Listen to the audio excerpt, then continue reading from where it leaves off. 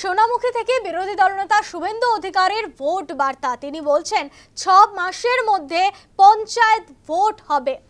ক্ষমতা এলে 6 মাসের মধ্যে পঞ্চায়েত ভোট, চোর পঞ্চায়েতগুলোকে পাল্টে দেব আমরা। এবার পঞ্চায়েতে প্রকৃত নির্বাচন হবে।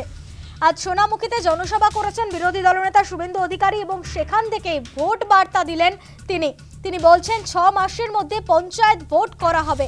ক্ষমতা এলে 6 মাসের মধ্যে পঞ্চায়েত ভোট, চোর পঞ্চায়েতগুলোকে পাল্টে দেব আমরা। এবার পঞ্চায়েতে প্রকৃত নির্বাচন হবে। কি বলেছেন বিরোধী দলনেতা শুভেন্দু অধিকারী, শোনাবো আপনাদের। চোর পঞ্চায়েতগুলোকে সব পাল্টে দেব। বিজেপি সরকার হলে 6 মাসের মধ্যে পঞ্চায়েতের নির্বাচন হবে, প্রকৃত নির্বাচন হবে।